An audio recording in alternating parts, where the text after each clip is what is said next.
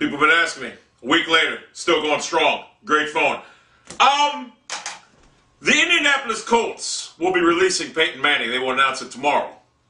And for all you Colts fans out there, you have to understand these were some excruciating or extenuating circumstances there. Something you'll never see again. If Manning doesn't get injured, you guys keep him for the next 3 or 4 years, and then you have to rebuild. Now, Robert Irsay or Jim Irsay made a smart business move.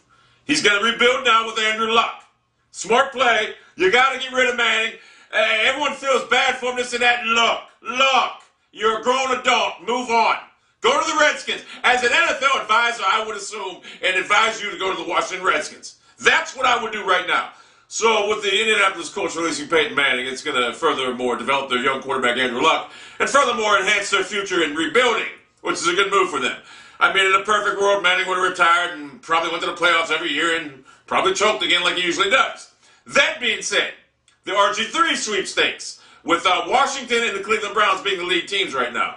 Now, they want Manning, the Redskins. They don't have no interest in anybody else but Manning and RG3. Now, if I was the Redskins, I would advise them to stay with the plot or plank to get RG3, but they're going to go after Peyton Manning and hopefully they get him. Because if they get Peyton Manning right now, it will be better for the franchise. Although if I was in charge, I'd go after RG3. That leads the Cleveland Browns right now. There's a reason the St. Louis Rams want to dump this pick as quick as possible. Because they know once Matt Flynn's available and Peyton Manning's on the market, that pick's going to have lesser of a value than it does right now.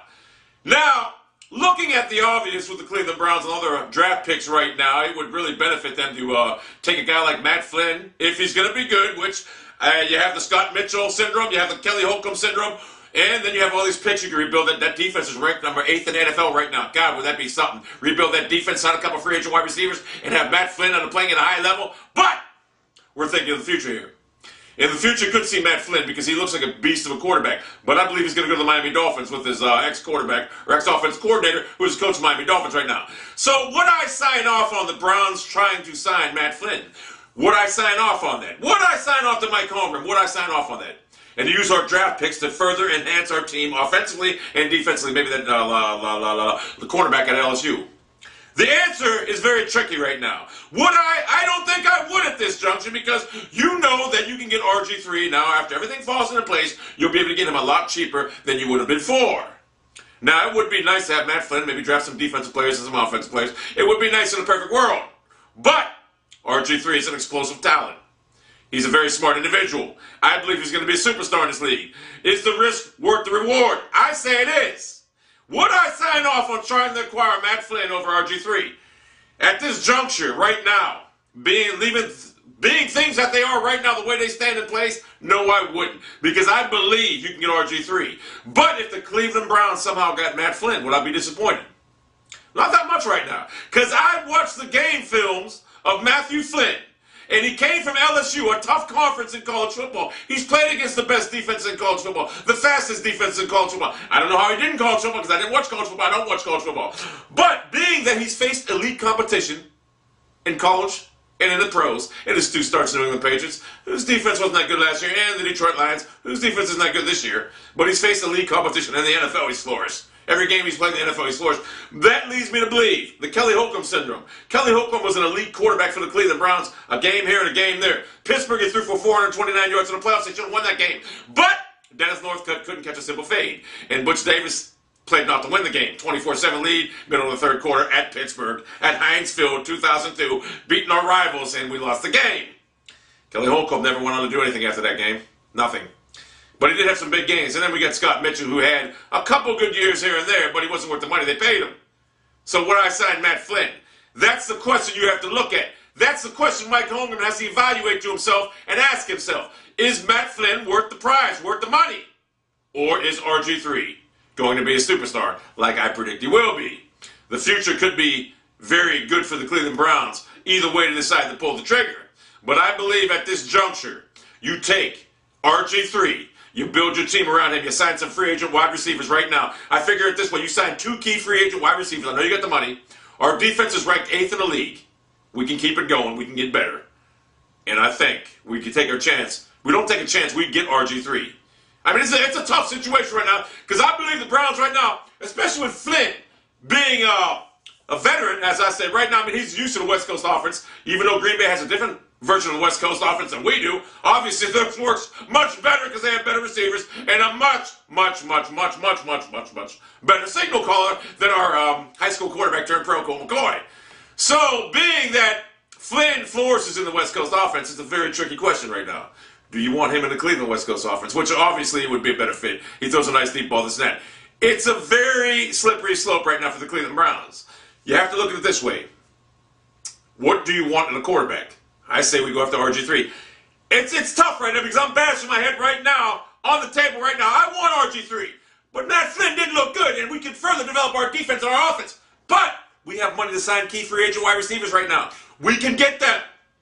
We can relegate Colt McCoy to a second-string quarterback, or possibly third-string, because I really want to see a high school quarterback like Colt McCoy being a second-string viable quarterback in this league. But that being said, would I sign, the whole point of this video is would I sign off on the deal to get RG3 or to get Matt Flynn?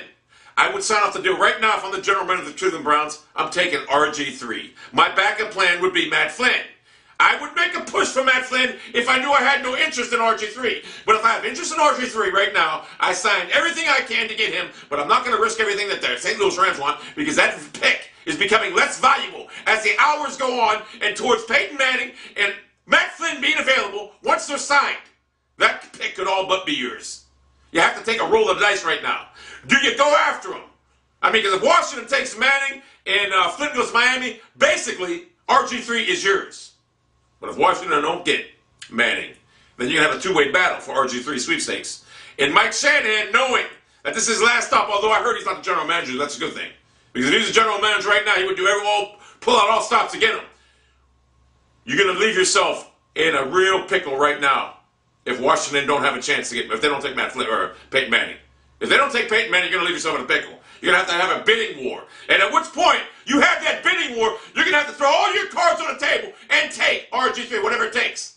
But if everything falls into place, like I surmise, and Washington gets Manning, and Flynn goes to Miami, you are all but assured to have RG3. Probably with not that much, not as much as St. Louis wants. I mean, if I was St. Louis personally, I hope they don't see this, but they probably will. I would scrap Sam Bradford, trade him if you can find someone to trade for that big contract, and take RG3 on AstroTurf. But the brains in St. Louis aren't that smart, I guess. Thank God, thank God. I might have cut that out because they see this, and I know they will. If they see this, and I know they will, they might start thinking right now, well, maybe we'll trade. And I know the Browns would have interest in Bradford. God, why do I open my fucking mouth? Because Pat Shermer was the offensive coordinator in St. Louis, and I had nothing against Samuel Bradford, but I don't want you. And Sam Bradford's a great quarterback. I would never, ever trade Sam Bradford for RG3. Never, never, never, never. So St. Louis, you're smart. I gotta shut my mouth right now because I know Fisher's gonna see this, and I'm not gonna cut it out either because I refuse to edit any of my videos. But anyway, that is my thing. Colts fans, sad day.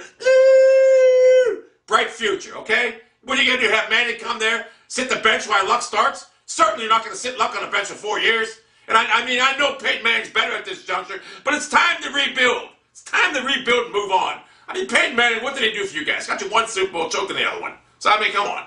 Think about it. Is he an all-time great? He's a Hall of Famer. Not a top 5 quarterback. I'm sorry, but he's not. I mean, he's a good quarterback, don't get me wrong, but not a top 5 quarterback. The guy, in big games, let's just say, they had some protection problems. Remember that against Pittsburgh at home?